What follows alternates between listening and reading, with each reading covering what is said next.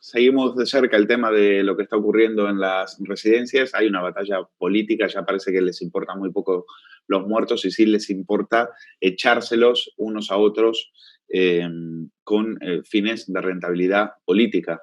Y me gustaría saber qué es lo que la opinión de una diputada de Vox, que a ustedes la conocerán porque realizaba ecografías a mujeres para que aborten, algo de lo cual está muy, muy, muy orgullosa. Colaboraba y ayudaba a mujeres para que se disponían a abortar para que no lo hicieran. Es Gada Orgolla y está del otro lado del Zoom. ¿Qué tal, diputada? Gracias por atendernos. Muy buenos días.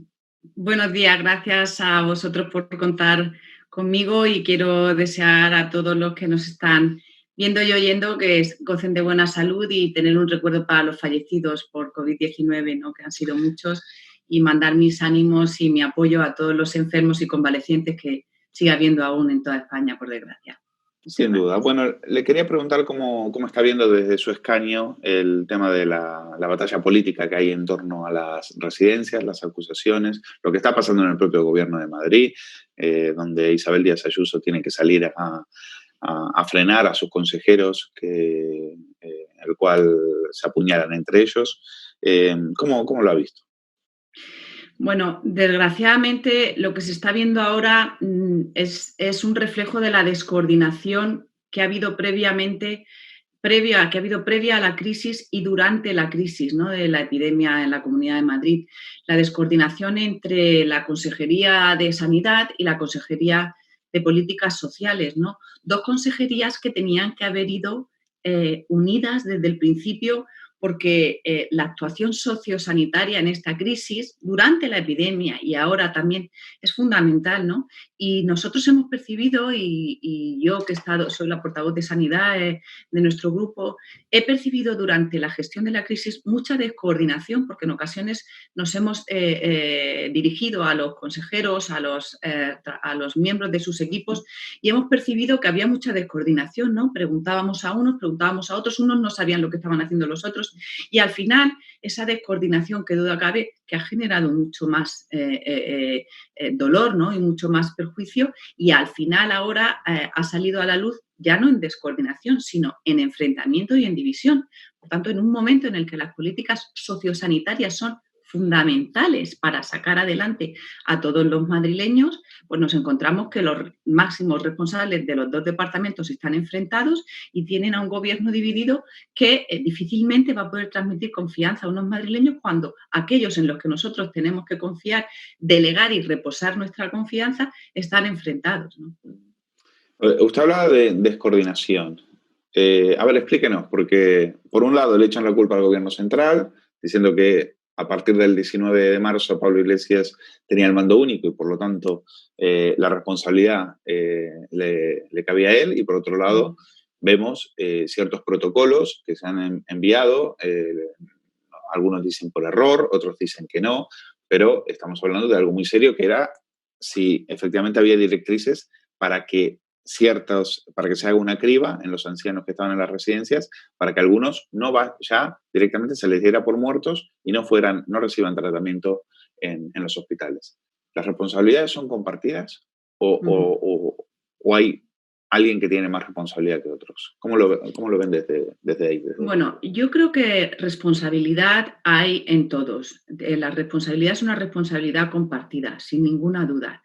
Respecto al tema y a la polémica de los borradores, en primer lugar, yo querría saber qué se entiende por borrador, ¿no? Es decir, un borrador puede ser, pues, un borrador, efectivamente, un documento en el que uno está trabajando y al final queda todo, hemos hecho documentos y hemos hecho borradores, y finalmente queda el documento definitivo, el que te gusta, el que crees que está bien, que es el que oficialmente envías, ¿no?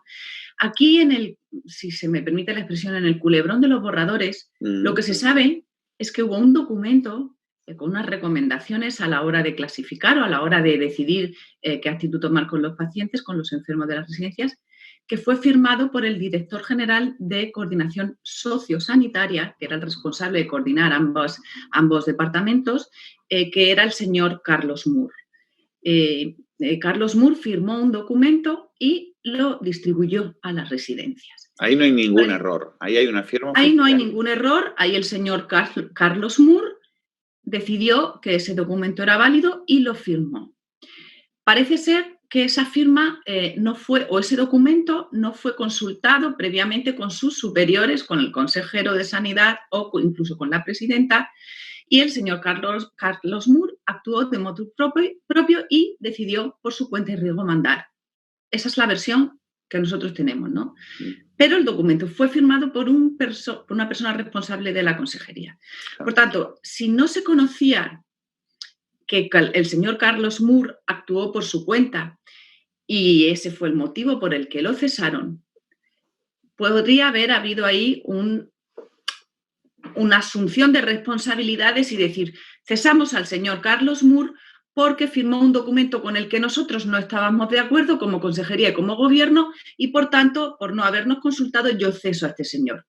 Yo creo que eso lo hubiéramos comprendido todos y hubiera quedado mucho más clara la postura de la consejería y de la presidencia del Gobierno de la Comunidad de Madrid. ¿Qué ocurre? Que una vez ha cesado el señor Carlos Moore, nos encontramos un tuit de la señora Díaz Ayuso en donde dice que no se hace, que la gestión del señor Carlos Moore ha sido impecable y que cuenta con él y que sigue contando con él en su gobierno. Esto realmente para mí, que conozco un poco, he conocido esa descoordinación y cómo se ha trabajado, me resultó desconcertante porque después de cesarlo comunica que está encantada con su gestión y que sigue contando con él, usted está asumiendo ya la actuación del señor Carlos Moore y usted está asumiendo que esa firma fue correcta y, por tanto, usted está asumiendo que ese protocolo fue correcto. Eso yo creo que ha sido un error por parte de la señora Díaz Ayuso, ese respaldo al señor Carlos Moore, y yo creo que tenemos que ponernos... yo, de hecho, he registrado una pregunta preguntando cuáles han sido los motivos del cese del señor Carlos Moore. Dicho esto, tenemos que poner las cosas también en su contexto, y yo no estoy aquí para defender a nadie, pero yo soy médico, yo he estado en asociaciones, en plataformas de bioética, y sabemos que hay casos en los que no está indicada la derivación a lo mejor a un hospital o para evitar lo que llamamos la obstinación o la limitación del esfuerzo terapéutico está indicada. Y más a lo mejor en situaciones en las que los enfermos están ya en una situación que a lo mejor puede que no requieran esas derivaciones a UCI o esos determinados tratamientos. Eso es una cosa. Y yo creo que en cada momento los médicos expertos, de acuerdo a la Lex Artis, tienen que actuar de manera individualizada con cada caso, pero nunca utilizando criterios absolutos, como pueden ser la edad o la discapacidad, porque utilizar ese único criterio de manera absoluta para decidir quién merece un tratamiento o no, como para decidir quién merece vivir o quién no merece vivir, es absolutamente inaceptable desde el punto de vista ético y nosotros eso no lo podemos aceptar nunca, ¿no? Claro, ha puesto el tema precisamente en el sitio donde a lo que yo quería entrar, es decir, estos criterios de exclusión. Usted me dice, como médico, yo me he encontrado, es decir, nos encontramos los médicos con situaciones como estas. Y por lo que usted me dice, ustedes no miran un protocolo, no dicen, bueno, a ver qué dice el protocolo. Ustedes analizan cada caso en particular. Pero son éticos y legales porque al parecer había protocolos donde se hablaba de la discapacidad física o mental del paciente. Es decir, ¿son éticos y legales estos protocolos para hacer una especie de criba? ¿Usted como médico los entendería? Los protocolos y las recomendaciones de las asociaciones, de las sociedades médicas, no son ilegales, son documentos orientativos. Pero esos protocolos siempre tienen que basarse en la Lex Artis, en la buena práctica médica. Y sirven de guía, y lo cual no quiere decir que todos sean éticamente, no hay que seguir a ciegas un protocolo. En primer lugar, un protocolo nunca debe venir de un departamento o de un estamento político. Un protocolo siempre tiene que ser consensuado entre expertos, científicos, médicos, expertos en la materia. Y los protocolos los tenemos y todos los médicos utilizamos protocolos. Hay protocolos en donde, de acuerdo a la experiencia y a las publicaciones y a la experiencia y empíricamente, pues se ha visto que a lo mejor después de una X minutos de una persona en parada cardiorrespiratoria, se sabe que no va a salir o va a salir, hay que dejar de reanimar.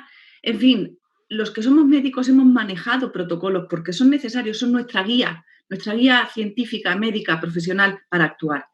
Pero uno tiene que tener siempre el criterio, como digo, de la lex artis, que es nunca hacer daño y no utilizar nunca los criterios de los que hablamos, como son la edad y la discapacidad, para decidir quién debe vivir y quién debe morir. Yo tengo la certeza de que los médicos, los geriatras en este caso, han actuado siempre buscando el bien del enfermo, siempre buscando el bien del anciano, siempre buscando el bien del mayor, aunque no son infalibles y algunos se han podido equivocar y algunos han podido no actuar bien, como nos puede pasar a cualquiera en nuestro ámbito profesional. Y han vivido en situaciones extremas y en unas situaciones muy duras. Eso no justifica que se discrimine a las personas. Y de eso no son responsables, los responsables políticos no tienen la culpa de que este virus haya llegado como ha llegado, de que hayamos tenido esa epidemia. Ahora bien, como digo, los médicos han actuado en unas situaciones muy duras, han sufrido muchísimo, han tenido que ser dioses en algunos casos, porque es verdad que ha habido falta de camas de UCI, porque no es verdad que ha habido UCIs para todos en todo momento. Pero el haber llevado a los geriatras, a los médicos en general, a una situación ya no extrema, sino inhumana, en la que han tenido que actuar en una situación de absoluta carencia de medios, de protección, de pruebas diagnósticas, en donde los familiares, en donde los enfermos han tenido que llegar a situaciones irreversibles porque no se les ha podido identificar antes como enfermos porque no ha habido pruebas. El haber llevado a los médicos a esa situación tan extrema, en parte ha sido por culpa del virus, pero en parte también ha sido por la falta de previsión y por la negligencia en la actuación de muchos responsables que han tenido que proveer a esos médicos antes y en más cantidad de protección, de pruebas diagnósticas, de medios, de ambulancias para traslados, de camas de UCI. Por tanto, hay que separar lo que es la responsabilidad del propio virus, pero también el que los médicos hayan tenido que llegar a elegir a quién trasladar y a quién no, por culpa de que quien tenía que haberle dado los medios necesarios para no verse en esa situación extrema, no se los han dado. Y ahí es donde está la responsabilidad política de que hayan muerto muchas más personas que quizá si no hubiera habido ese colapso y esa falta de medios no hubieran muerto. Me alegro que lo diga usted porque si lo diría un periodista, pues no sería tan creíble, pero al decirlo un médico, pues tiene todo el sentido. Es una pena que las críticas que provienen de la izquierda mediática cuando están ahora sacando protocolos y firmados, que está muy bien y que si los políticos si hay consejeros o políticos que están mintiendo, me parece muy bien que se les deje retratados. Pero esto no lo dicen. Es decir, aquí la izquierda está pidiendo explicaciones de por qué no se llevaron a los ancianos a los hospitales. Cuando en realidad la pregunta, lo que usted nos está diciendo es, ¿por qué tuvimos que llegar a esta situación en la cual nos enfrentaron a tener que hacer cribas? Porque no había camas. ¿A dónde los vamos a llevar si no había camas? ¿A dónde nos vamos a llevar si vosotros nos pusisteis sin material sanitario, sin UCIs y sin absolutamente nada? ¿Cómo podéis pedir explicaciones si previamente a eso decíais que esto era una simple gripe? No sé si le he entendido bien. Sí, así es. Es decir, hay situaciones inevitables, no culpamos y aquí tampoco se trata tanto de culpar, de buscar que caiga un contrincante político, sino de saber la verdad, ¿no? Y sobre todo para prepararnos para posibles rebrotes y posibles casos similares a estos. Una cosa es el virus, una cosa es un virus que hemos conocido sobre la marcha y otra cosa es la negligencia. Y una negligencia, y en medicina eso lo sabemos bien, es no actuar de acorde a lo que se conoce y con los medios con los que uno, y no haber aplicado el conocimiento que uno debería tener en el uso en el ejercicio profesional o en su responsabilidad, y eso sí que eso es una negligencia, es decir, nosotros podíamos no saber que el virus iba a provocar tromboembolismo pulmonar y los responsables políticos no tenían por qué saberlo, pero todos ya sabían que había que proteger a los profesionales. De hecho, yo y mi grupo el 5 de marzo ya preguntó, y el 5 y el 6 de febrero, ya preguntó en el Pleno de la Asamblea de Madrid si había equipos de protección suficiente, y yo le comenté al consejero el 6 de febrero que mis compañeros de atención primaria estaban sin equipos de protección. 6 de febrero. Por tanto, esa responsabilidad sí que compete a los... Y eso es una negligencia, y por tanto ahí habrá que buscar, como digo, en quién tiene responsabilidad y quién no en esa negligencia. Diputada, ¿ha podido ver el vídeo que han sacado el diario El País en el hospital de Parla, en el que dicen que vamos a denegar la cama a los pacientes que más riesgo de morir tienen? Es un vídeo en el cual un jefe médico da instrucciones a su equipo en un hospital que revela, según El País, que a mediados de marzo los sanitarios ya sabían que iban a recibir órdenes políticas negando la cura a personas mayores. Isabel Díaz Ayuso ha dicho que este vídeo no eran instrucciones, sino una sesión entre médicos. No sé si usted ha podido verlo y nos puede decir realmente si ese vídeo es un fake, en el sentido de que no es lo que El País dice mostrar, o si efectivamente lo que dice El País es verdad. Yo vi ese vídeo, de hecho ese es un vídeo que circuló hace ya un tiempo, y vamos a ver, hay la parte en la que la doctora explica lo que viene a ser una limitación del esfuerzo terapéutico. Es que es un tema en el que es muy difícil y, como digo, es muy delicado, y hay que individualizar muy bien cada caso y en qué situaciones. Y, como digo, gran parte del vídeo lo que está explicando es, lo que supone la limitación del esfuerzo terapéutico, lo que supone valorar en cada caso, que yo confieso que cuando lo vi me pareció más o menos todo comprensible hasta el final. El final, creo recordar, porque no lo he vuelto a ver recientemente, pero me acuerdo de cuando lo vi en su día, es cuando dice que ya tenemos claro que no vamos a trasladar a personas de residencia, ¿no? Ese creo que fue el final, y ese final a mí me impactó y desde luego no lo comparto, ¿no? Uno puede explicar, pues, en qué casos, como digo, igual que hacen los protocolos, recomendar, aplicar determinados criterios de beneficencia del enfermo, de no, pero uno a priori no puede decir, como están en residencias, no los vamos a trasladar, porque eso no es un criterio médico, eso no es un criterio de buena práctica. Es decir, a mí me tiene que dar igual en dónde esté el enfermo. Lo que tengo que valorar es al enfermo en su globalidad, de manera integral, y el hecho de que viva en una residencia no puede ser un criterio para decidir que no lo voy a derivar. En todo caso, el vídeo, diputada, no nos está aportando mucho más, en el sentido de que nos está diciendo algo que ya sabíamos, es decir, efectivamente que hubo una criba, es decir, eso ya, de eso no nos cabe duda, es decir, lo que nos está diciendo es, hay una sesión, hay unos médicos que están discutiendo y están diciendo, efectivamente, vamos a tener que elegir y vamos a tener que hacer de dioses, ¿no? Sí, así es. Eso lo que viene a decir es que ya ven venir que no vamos a tener medios suficientes, ya ellos están en los hospitales y están percibiendo que la situación va a colapsar. En ese momento, yo no sé exactamente el día en que se grabó, pero yo quiero decir algo. Vamos a ver, aquí las competencias, las comunidades han tenido competencias en materia de residencias absolutas, que sí han podido hacer todo, han sido completamente autónomas y han tenido muchísima libertad de acción para poder hacer lo que hubieran querido. Incluso, y aquí quiero hablar del señor Reyero, incluso el propio señor Reyero, en comparecencia, confesó que se plantearon actuar antes en las residencias cuando él era el único responsable de las residencias, y dijo textualmente que se plantearon a actuar antes, pero no lo hicieron por miedo a la reacción de las familias. Es decir, usted está aceptando y reconociendo que no actuó, y que no actuó encima por miedo a lo que podrían decir. Es decir, eso fue una negligencia absoluta.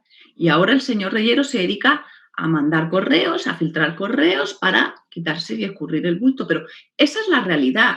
Un consejero responsable de residencias que dijo públicamente, y está publicado y cualquiera lo puede ver, Pudimos actuar antes, pero no lo hicimos por miedo a lo que los familiares nos podrían decir. Y por otra parte está, por supuesto, la responsabilidad de la Consejería de Sanidad, que prometió que iba a medicalizar las residencias, que iba a haber un plan de choque de residencias y que al final, entre unos y otros, la casa se quedó sin barrer y luego llegó el señor Iglesias, que, porque necesitaba una cuota de protagonismo. Sí, chupar cámara. El señor Sánchez lo dejó a un lado cuando declaró el estado de alarma y él se debió de enfadar porque a mí no me han dado ningún papel. Exacto. Y utilizando la vida de los ancianos y utilizando las muertes de los ancianos, él decidió colocarse en primera fila y ponerse al mando de las residencias, insisto, por tener su cuota de protagonismo.